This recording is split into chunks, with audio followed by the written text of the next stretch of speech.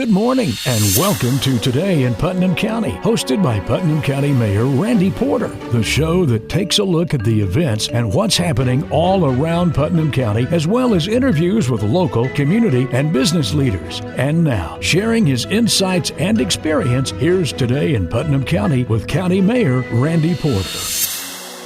Thanks, Philip Gibbons, and thank you for joining us today. Hope you're having a great weekend. This week's show, it's about a terrible disease that affects millions of people worldwide and is the sixth leading cause of death in the United States. Over 100,000 Tennesseans have the disease. Talking about Alzheimer's. My guests this week are Melanie Hendricks and Tracy Watkins with Alzheimer's Tennessee. We're going to talk about what the organization does for people suffering from this terrible disease and some of the warning signs you can look for in your family and friends who may be getting the disease. Early detection is very key with Alzheimer's. There's some good medications and stuff out there that can help alleviate some of the symptoms, but you got to know that you got it to be able to do that. So we're going to dig into all this over the next several minutes. Good morning, ladies. Good morning. Good morning. Thanks for being here. Melanie, you've been with Alzheimer's for a while, Tennessee. When we started going through some of this data, I was amazed at some of the numbers, and it seems like that, of course, as our population grows, this disease is growing. Still don't have a cure for it, though, right? No, we don't have a cure. We've had some exciting developments in the past year with some medications that are really helping to slow the early progression of Alzheimer's, but you have to detect it and you have to get on this medication early, and it will slow it maybe 6 months to a year, but it won't cure it, so there is no cure at this point in time. We're still hoping that somewhere down the future, just like cancer and some other diseases we have, that they'll come up with something. So let's talk about what it is. I think a lot of folks may not realize what it is. I mean, it's a disease of the brain, right? It is. It's a disease that attacks the brain, and one misconception, people want to debate whether they have dementia or Alzheimer's. Yeah. And Alzheimer's is a form of dementia. Yeah. So I had firsthand experience with it because my husband actually passed away from Alzheimer's disease. And I had people saying, well, he doesn't have Alzheimer's. He's got dementia. It's the same. This is just one of under an umbrella of types of dementia. And it is the most common. It's about, I think, 75% of all the dementia is Alzheimer's related. Yeah. So it is the most common type. Yeah, and I hear people say the same thing. Of course, being in emergency services all those years, and I think sometimes it made people feel better to say that they had dementia because they didn't want to say they had Alzheimer's. Right. There's a stigma attached to it. Yeah. And people try to hide that. It's something that it's progressive. It does attack the brain. We've got some pictures of the brain that's a healthy brain and it's like the brain just shrivels up. Yeah. And the connections in the brain don't work anymore. Don't work, right. They just don't. It kind of looks like a raisin versus maybe a grape, right? Where they don't connect anymore. And depending on where the shrinkage starts, then that's where the symptoms are. And it's also plaque builds up on the brain. Yeah. And that's one of the ways you can actually detect that through MRIs to see that build up. See on the that brain. build up. Mm-hmm. So I was kind of surprised that it was named after a German doctor, but goes all the way back to 1906. Yeah, it's been around a long time. It seems to have just been more prevalent in the last 20, 30 years. One person that really brought the knowledge and the exposure to Alzheimer's to the forefront was when President Reagan announced he had Alzheimer's. I think he was out of office at the time, but he was one of the most prominent people that came forward and said, I've got Alzheimer's. And then I think that took some of the stigma away from it. Yeah. I mean, it's a disease like anything else, and you can't help if you get it. It's not like you're doing something that's causing it. And him coming forth, I think, was a real game changer. And sometimes it takes someone like that to say, I've got it. We're going to try to treat it, and we're going to try to find out what's causing it. And then I think it got the medical profession rolling a lot faster, too, and looking at this disease and the technology of trying to find some treatments at least. When you have prominent people that will come out and say they have it or my parent has it. Marie Shriver was another one with her father had it, and she was very public about his struggles. So you start to get that out there in the public, and then other types of dementia with Bruce Willis now, Robin Williams. Yeah. So both of them being public. Robin wasn't in his life, but they later realized that that's what was going on with him. Goes to show that it can happen to anybody. It's not just one and another. We're talking this morning about Alzheimer's and the effect that it has on our community and worldwide. And I've got Melanie Hendricks and Tracy Watkins with Alzheimer's Tennessee, which does a great job in assisting folks with it and doing all kinds of things with it that we're going to talk about. Tracy, you volunteer. New to the area. Yes. Welcome. We're glad to have you. And what made you want to volunteer with the group? I have actually been a Alzheimer's and dementia nurse for 31 years this year. Oh, wow. So I've been a big part of the Alzheimer's walk in every part of the country that we have lived in. You've been around. You've lived at a lot of great places and brought you to Cookeville now, and we're glad you're here. And I mean, it takes, when you're running a nonprofit like this, it takes volunteers, doesn't it, to be able to put this on? And so without folks like Tracy, Melanie, it's hard. It's hard, isn't it? It is. We our office is here in Cookeville. It's the Upper Cumberland. It's the Cumberland's region of Tennessee, Alzheimer's Tennessee, and their office is in Knoxville. But I'm located here in Cookeville, and our office serves 14 counties of the Upper Cumberland. Right. So one person can't be all places at all times. So it's with help from people like Tracy that we can get more things done. Yeah, and it's the more people get involved, the better it is. And then when you start looking at the numbers, 100,000 Tennesseans it affects right now, and I start thinking, wow, you know, we got 6 or 7 million. I guess we're getting close to 7 million people in Tennessee. That's a big number. But what really caught my eye, I mean, 5.7 million Americans, 43 million around the world. What really caught my eye was it's the 6th leading cause of death in the United States.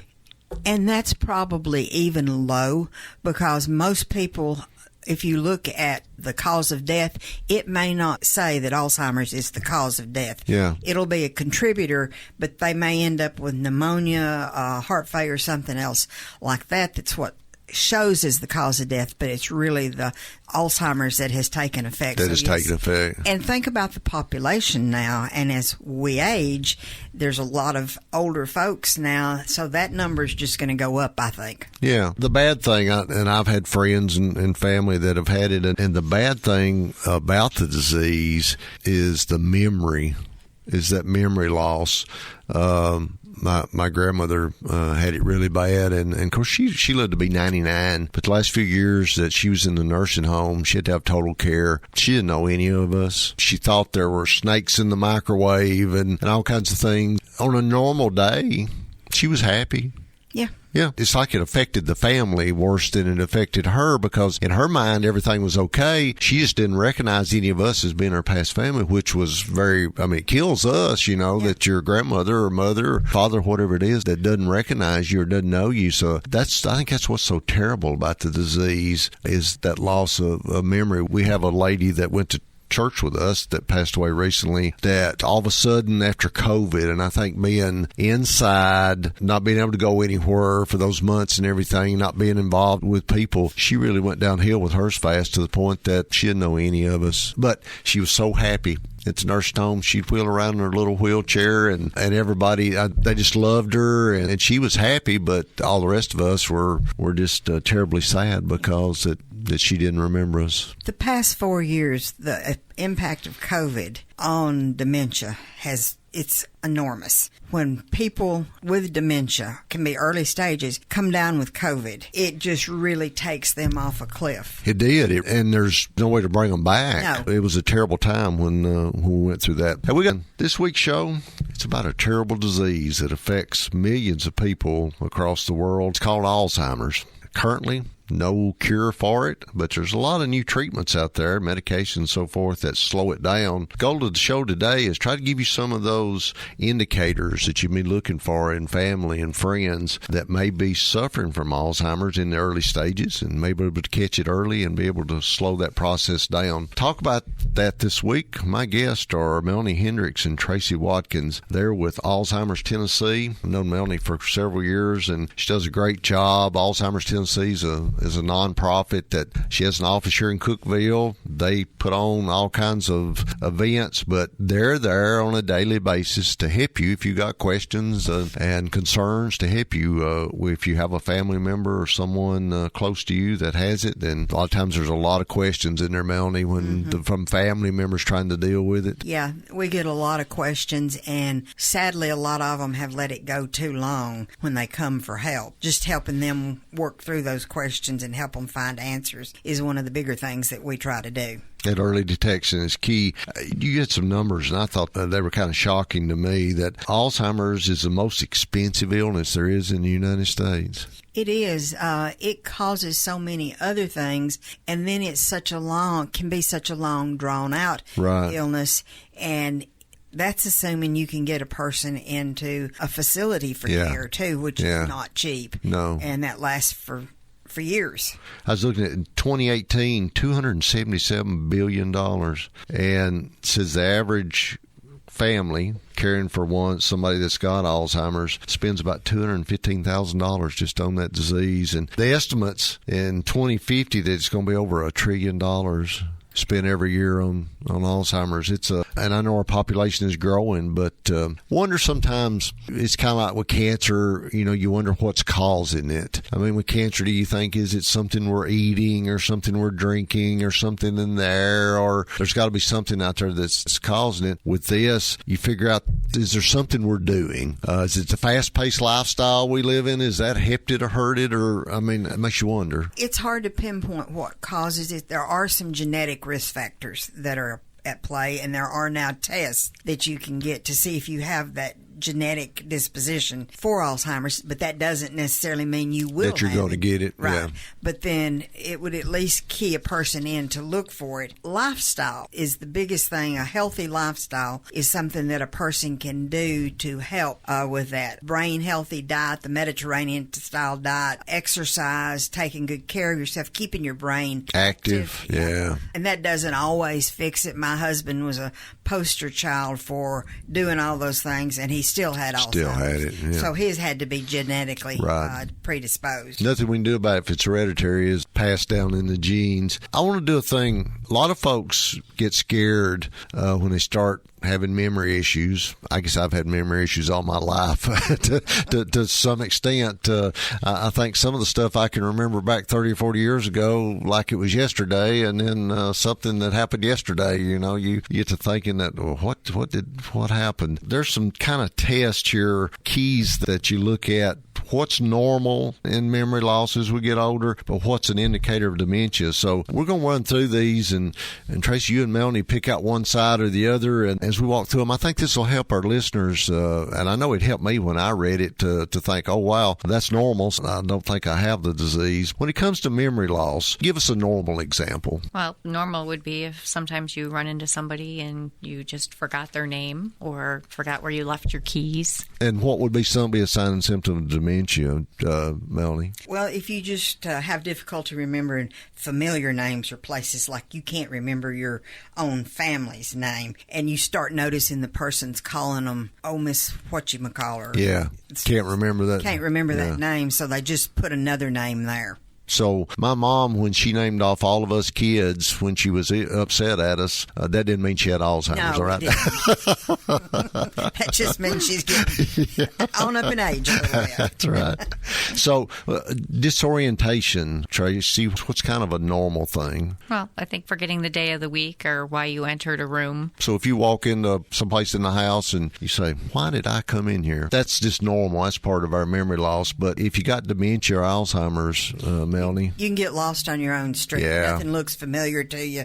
You forget where you're going or how to get home. Working in this all the time, going through these normal, I do all these myself. Yeah. And I'm thinking, am I getting Alzheimer's, Yeah. I knew I come in here for something, but the key to it is with a person with normal mind will remember eventually. Yeah. And if you've got Alzheimer's or dementia, you may never remember. Figure out why you went in that room. I know I had a friend of ours that had it. He'd get lost in town, not remember how to get back home, and stopped him from being able to drive and go places. That's a key thing, right? If you get lost in your own neighborhood or can't remember how to get back back to your house. Right. That's the Alzheimer's. Nothing looks familiar to you. That's a key sign. I've had people that have literally driven an hour and a half just to go get a loaf of bread. Yes, and I could tell you some experiences with folks that we had would be out in town maybe for hours till they finally, of course, cell phones has helped a lot now that folks would pick up a phone or they'd be checking on them. But back before those, maybe drive around for hours until somebody found them. Family members get to hunting for them. It's a terrible thing. So that's a key. So challenged by mental task. When you make a mistake when you bounce in your checkbook, that doesn't mean we have Alzheimer's, right? But if you do have it, what would that look like? You just couldn't you just couldn't work it out. It's the same thing like putting together something. You go to Walmart and you buy a desk that's not assembled, and you take it home and you've got the instructions, and you just end up with 6 extra screws in a drawer that don't fit anywhere because you can't follow the instructions. That's kind of how that looks. So, difficulty completing activities of daily living. Tracy, with normal, sometimes you need assistance with an electronic device or, with the new technology or whatever. That's normal. But what would be a sign of Alzheimer's? You'd need more assistance with your activities of daily living. Like just not regular knowing stuff. How to brush your teeth or tie your shoes, put on your socks. Just normal stuff that we automatically take for granted that we do every day without thinking about brushing your teeth and getting dressed, those kind of things. An Alzheimer's patient can't remember how to do that. Right? Just a little story with my husband. I changed our provider from cable to, I guess I went back from satellite TV to cable. Totally different remote. He could not deal with it. Couldn't deal with it. Yeah. The channels were it was all that change, because it all changed, and it took about 3 days to work through a process that got him back settled with that. Wow. We're giving you some of the signs and symptoms of early dementia and Alzheimer's to be able to help with your family members and friends. If you see these things, early detection and getting treatment early is the key to about a terrible disease that affects a lot of people called Alzheimer's. You may have heard about it. Dementia, Alzheimer's, basically the same thing, just different forms of a bad disease that affects millions of people across the world. I got Melanie Hendricks and Tracy Watkins with Alzheimer's of Tennessee. They're a great group of people here in Cookville, scattered across the region and the whole United States, that help people and families that suffer from Alzheimer's and dementia. Melanie, we've been going through talking about some of the signs and symptoms they can look for, but if a person wants to be diagnosed, what's that process look like? How do they diagnose if you got Alzheimer's or not? Well, the first thing is to get you to your family practitioner, and most people don't want to know that they've got it, so get there and get them through it.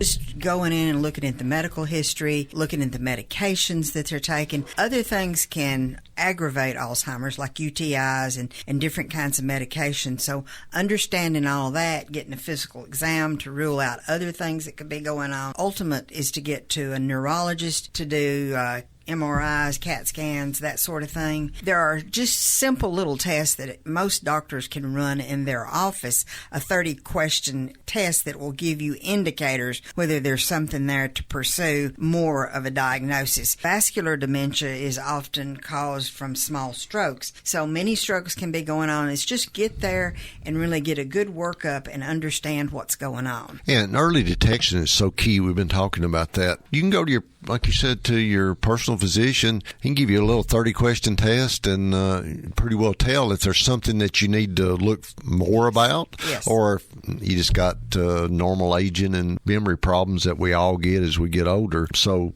folks, if you're having any issues, or if you have a family member, a friend, or someone that's you think maybe having some issues, try to talk them into going to their doctor early, taking some of these tests and figuring out, because there's some great medications that have come on the market and that help slow down the process, extend a person's life by several years, many years in some cases, slows down the disease. So that's very key in making sure that you get early detection.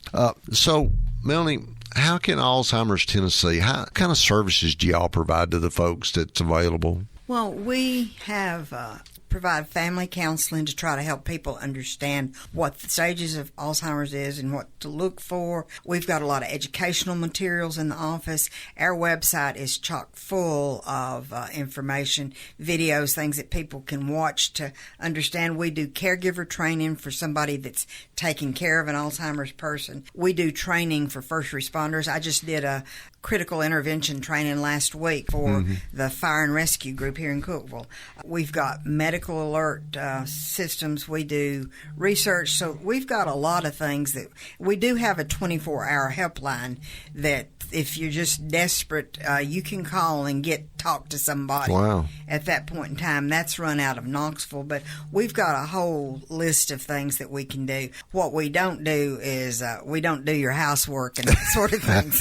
Because and sometimes they'll call and say, we just need you to come sit with Mama. I can tell you who can do that, but I can't do that. You can't do that. So let's give them that 800 number on that 24-hour hotline. It's 1-800-ALTS-GATE or 1-800-259-4283. Y'all have got a great website, www.alztennessee.org. I was amazed at the information that's on that website. Just about anything you can think of that involves Alzheimer's was on that website. Particularly if you look under the tab that's help at the top and support, those two will take you down into a whole lot of information, and it takes you to the Caregiver Academy videos, lots of things there. We do a lot of things also to try to work with people that are just in the early diagnosis stage, which is really hard for families. So you're a nonprofit, and so you're helping, and go into how people can help you. You can help us through donations, and our big fundraiser comes in the fall. We do a walk each year, and it's not a 5K. It's just a little walk around the parking lot, and we try to encourage people to get teams together, raise funds from their teams, come out and support us that day. And we also love to see businesses support, because we'll get your name out there with us and our organization and get you a little bit of publicity, advertising out there for a small amount. So the fundraising is the big way that we fund ourselves. If they want to just talk to you or about these advertising and so forth, local telephone number? It's 931-526-8010. And since we cover 14 counties, you'll often not find me there. Right. But leave me a message and I will get back to you. We'll get back to them. Folks, it's a great organization. It's Alzheimer's Tennessee. Been around for many years and do a great job in helping folks that may think they've got a family member or loved one that's got Alzheimer's. They do have one. They're trying to take care of them. Sometimes you get to your wit's end and not know what to do. You know, you've got that 800 number that's there that folks can call 24/7. It's 800-259-4283. A lot of research and so forth goes on with this disease, but it takes funds to be able to do that. So if you'd like to donate or reach out to them, give Melanie a call at 931-526-8010. The last few minutes we got a special month coming up next month. Melanie, Silver Alert Awareness Month, right? Yes, May has been designated as Silver Alert Awareness Month. In 2021, Alzheimer's Tennessee worked tirelessly to get the Silver Alert legislation passed, and it has been extremely successful, I think, in helping find wandering Alzheimer's patients. And a pretty amazing statistic is that 65% of all Alzheimer's patients will wander at some point in time. Yeah. And getting them found and back home is what Silver Alert is all about. And it's been very successful. Yeah, I see in those numbers, since its beginning, there's over 300 of them issued. 2 of them were found safe. That's a huge number. 40 of them had already made it out of state. There was a gentleman a couple of weeks ago that wandered out from Crossville and was found in Indiana. Wow. That's just amazing to think. Found safe, though, right? Yeah. Found safe.